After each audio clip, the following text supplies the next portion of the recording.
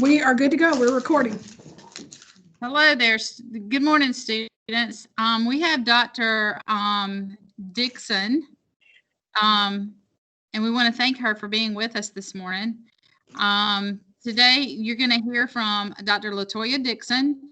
She's the Director of Elementary Programs and Gifted in Education within our district. She is housed, her office is at the district office. And Dr. Dixon is going to share her story of how reading and writing impacted her life. So thank you for joining us today, Dr. Dixon. Oh, you're very welcome. I'm excited to be here. We're excited to have you. I want to start off the interview by asking you, when did you start writing? Well, my earliest inclination of writing would be when I started school, but the first time I remember writing and really enjoying writing was when I was in third grade. My third grade teacher sent me to a writers conference that was at what's now Winthrop University in Rock Hill. Then it was Winthrop College, and it was basically a writing camp where we wrote poems, we wrote stories, we learned a lot about writing, how to be creative. But even beyond that, I've always been a writer. So I like to write poetry, I write songs and raps, and I keep a journal and I blog, and I love to write. That is cool. I'm sure our students would like to know more about the rap. So tell us a little bit more about that. So when I was in fifth grade, there was a song that was out that I memorized. It was called Supersonic by a group called JJ Fad. I remember and that. On the playground, I did the really, really fast part for my friends, and I got a lot of, woohoo, that's awesome. So I then began writing raps for myself, and I performed my first rap that I wrote that was inspired by MC Light's I Cram to Understand You in the fifth grade on the playground at recess.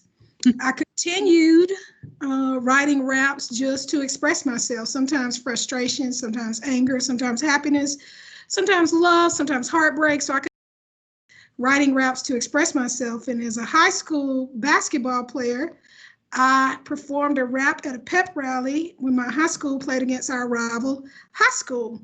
When I went to college, I was still very interested in rapping, even though I was studying to become a teacher, an English teacher. And I joined a rap group. My rap group's name was Microphone Militants, and I was the only girl in the rap group. And we performed, and we wrote raps, and we recorded ourselves. And I won't tell the boys and girls, but I still make rap music just for fun, just as a hobby, and I enjoy it. Well, I'm sure they would love to hear it. And if you feel like it and would like to, you are welcome to do one of your raps for us. You know what? I think it might be a good incentive for some students to maybe meet some goals that they set with their teachers and administrators, and maybe the reward is they get to hear one of my songs. Oh, that would be awesome. So you talked a little bit about, writing for pleasure, writing for when you have things going on in your life, for heartache, for exciting things that happen in your life. So expand a little bit more on that, about your inspiration for writing and where that comes from. Well, some of the best inspiration I've gotten for writing has come from reading. I absolutely love to read. Boys and girls, hear me clearly. If you want to be smart, read a lot of books. That's the secret. So I read all the time. Here's a book. The last book I read it on Friday. It's called Connecting with Students Online, Strategies for Remote Teaching and Learning. So I get a lot of my inspiration for writing from reading, because what good writers do is they pay attention to other great writers, and you learn from great writers by reading their books. I also get a lot of inspiration from just my friendships and relationships with people and my family and friends. And I try to write things that inspire people and motivate them and encourage them, because I think life is really hard sometimes, and that everybody benefits from positive thinking and positive writing and positive conversation. So a lot of my inspiration comes from just my work with other people, from the books that I read, and I don't. I'm not one that watches. I don't watch a lot of television. So I like to watch sports. I enjoy watching documentaries. I enjoy things like that, but I don't typically watch a lot of just TV, just binge watch TV. But I do read a lot, and so a lot of my inspiration comes from that. Cool. Another question with your writing process, what is your revision like? I mean, do you have a notebook that you keep your ideas in, or how do you do what is your revision process like?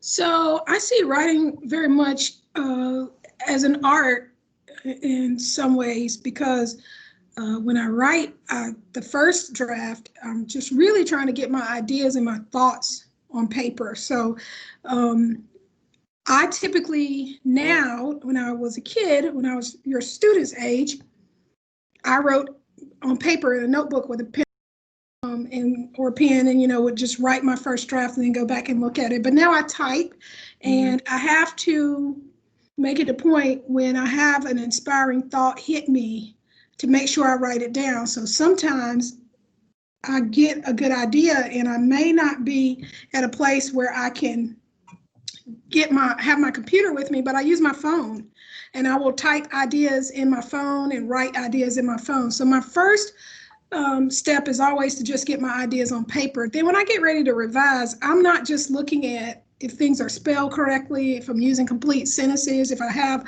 all the punctuation, if I'm following all the grammatical rules.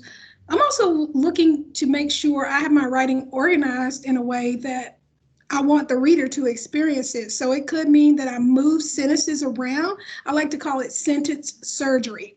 I like to look at every sentence and see if it's styled appropriately, if it's getting across to the reader what I want the reader to hear, and what I want them to take away from my writing. So sometimes it's reorganizing ideas as well as looking at grammar. I worry sometimes that students, when they think of the revision, they think of you just copy it over. But the revision process is key, because often there are things I may have had in the first draft that I figured out that doesn't really fit. I'm going to take that out. Or maybe there's a better word choice to use. I used the word concern, but maybe what I really mean is something different. Is there a synonym that I could use that would convey the idea that I'm trying to get across better? So it really is more than just correcting your spelling and grammar. It's about sharpening up your ideas and making sure your writing is clear. I think it's a very challenging task to be a clear writer. And that process is not always a rough draft, a final draft. Sometimes that's a rough draft, another rough draft, another rough draft. It may be several drafts before I get to the final draft. So I'll give you an example. I have a book that I've been working on now for about 2 years, and it has about 10 chapters. It's a memoir about my mom, and I have revised it somewhere in the neighborhood, I don't know, 5, 6 times, and it's still not quite where I want it to be. So it's not final yet. So the revision process is key, and it helps you to make sure your writing is meeting the goals that you set for yourself, and that you're getting across the ideas you intend to get across. You're really great writers. They treat their work like art. They don't rush it. It's kind of like when you go to surgery, if you have a surgery, you have to heal and you have to take care of it, and you have to sometimes do therapy. It's sort of the same thing. Like you've got to take your time with your writing so that it's good work.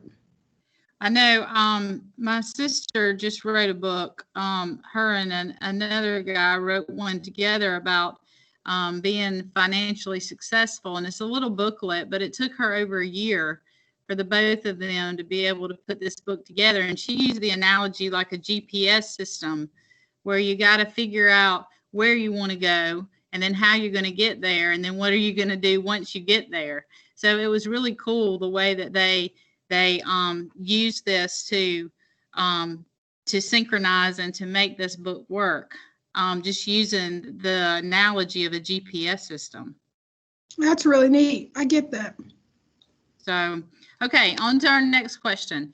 I know I said something about bringing drafts and samples, but since we're doing this video wise, it's hard to see that, but maybe you had some samples or something that you might want to send through the mail system here. We could show some of the kids some of your early writing, just copies of certain things. That's up to you though, if you want to send some things over.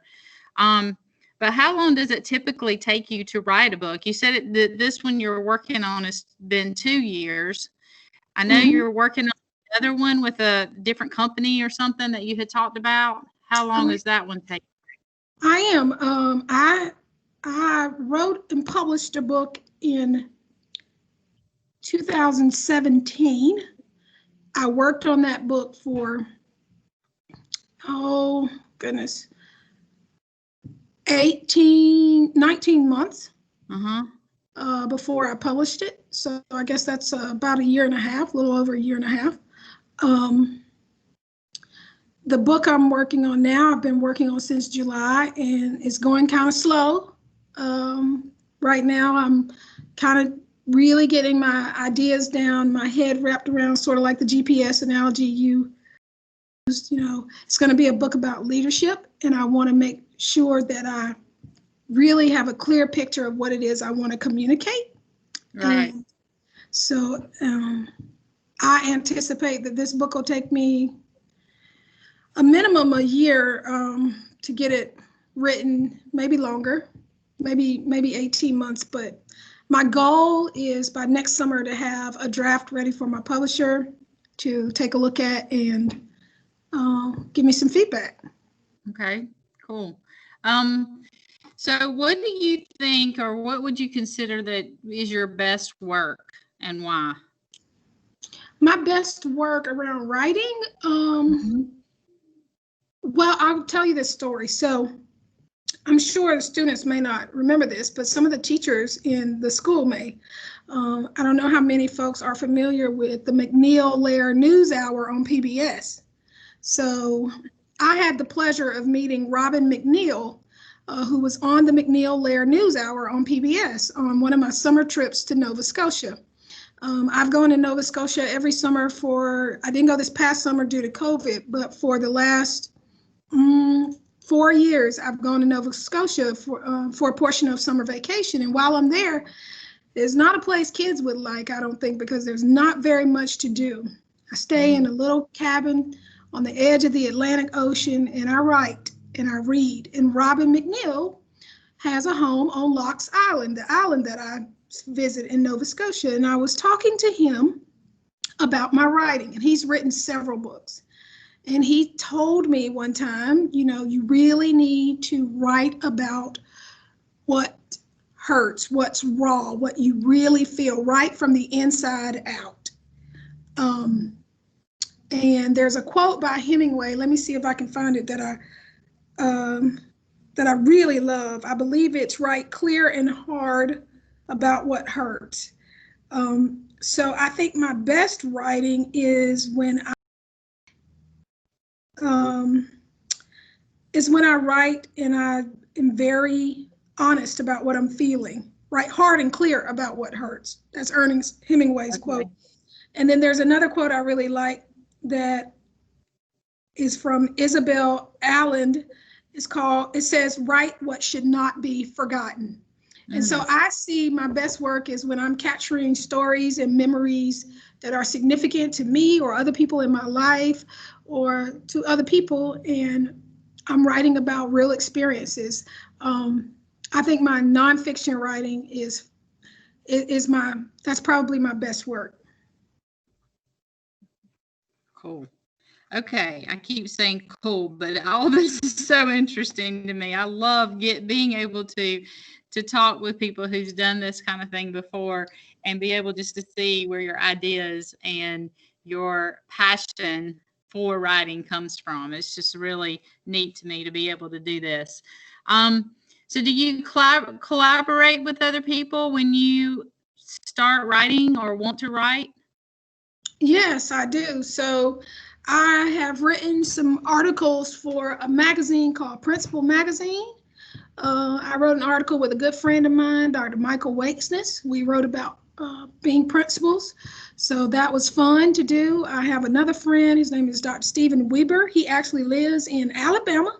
And he asked me recently if I would be interested in writing an article with him. Sometimes it's not co-writing. Sometimes it's just discussing ideas.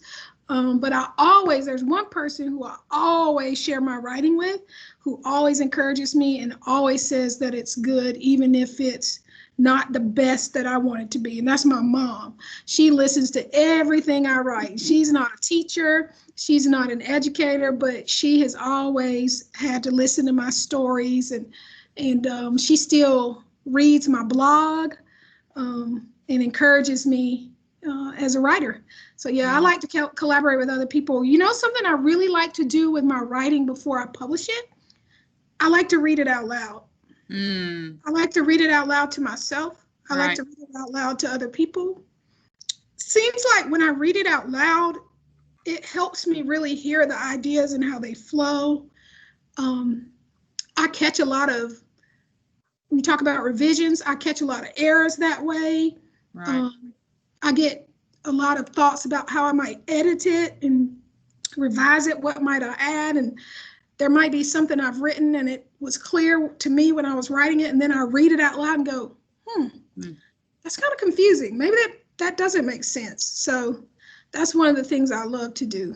And that's very important for our students to understand, is that you just don't write something and then just turn it in. You have to reread it and reread it to make sure that it's going to make sense to not only you, but to the person who's reading it, who is your teacher, who ultimately is grading it, you know? So a lot of our kids just want to be one and done, and that's it. But they don't understand that a good writer is one that rereads and reads it out loud and goes back and corrects or makes it better so that the reader can understand where the writer is coming from. Absolutely.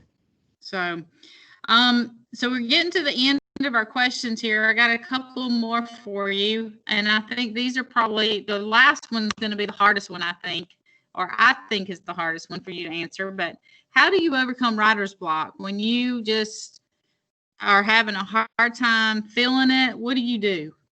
That's very interesting, because I've actually just come out of a season of writer's block. So typically I write a lot on the weekends, on Saturdays and Sundays. And with COVID, my routine has changed. And so remember earlier we were talking about where I get my inspiration and my ideas, where I talked about getting them from people and not being quite as social as I usually am. I don't have those same interactions to inspire me. So from, I would say, about September until maybe even as recently as 2 weeks ago, I felt like I was in a writer's block. I actually tweeted that out on my Twitter account, that I decided that I wasn't going to call it a writer's block. It was a thinking time, and I was letting ideas marinate in my head and coming up with questions. But I was struggling to get to just move with my writing. So some of the things I do to overcome writer's block, I'll go back to what I told you earlier, where I learn from other people. I read. So reading books during a time when I'm having difficulty coming up with ideas or thinking of something to write about, or I can't quite get my head wrapped around something that I want to write about. By reading, that gives me ideas, that gives me inspiration, and I get to look at other people's writing style and consider using something maybe I learned from their writing in my own. So reading is my biggest thing to overcome writer's block. Okay. Do you ever just walk away from it for a little bit and then kind of come back to it and reread it and, you know, just kind of get a new perspective, like change your setting or that type of thing? Oh, yes. Yeah. So I have different places that I like to write. So I like to write on my laptop in my bed on Saturday mornings with a cup of coffee, still in my pajamas. I like to take my laptop to Panera Bread. I got a little booth in the corner I like to get in and just get in there and write. Sometimes I sit outside, and that seems to be very beneficial. So I'll change my setting. I'll instead of getting on my laptop, I might actually use paper. I'm really trying to get my brain moving. I will write something on paper instead of typing it first, because I find for me that when I want to store things in my mind, writing them on paper works better for me than typing it on a device. So, yeah, all of those things, changing my setting, maybe even getting a pen sometimes, because I don't know if you have any kids at the middle school like this, but I have a bad habit of erasing. So instead of just letting my ideas flow, if I don't like it, I go back and erase it, go back and erase it. So by getting a pen that I can't erase, it forces me to just put all my ideas on paper and then go back and revise and organize. So even changing from a pencil to a pen, even that. Great idea. Okay, so I'll come to my last and final question. And for some people, this is a little bit more, it's a little harder because you have to kind of self-analyze. But if you could tell your middle school self anything, what would it be? Wow, that's a hard question. Well, one, I would tell myself to behave in Miss Sevick's language arts class. Miss Sevick was my 8th grade language arts teacher, and I was not disrespectful, but I did sometimes could be silly and make other people laugh, and she called my mother, and that ended very promptly. So one, I would tell myself to behave in Miss Sevick's class, because one day you're going to be a teacher and you may experience the same thing. So treat Miss Sevick the way you want to be treated. Two, I probably would tell myself something that I think is a lifelong lesson, but is really hard to learn or know when you're in middle school. And that is what is right is not always popular, and what is popular is not always right.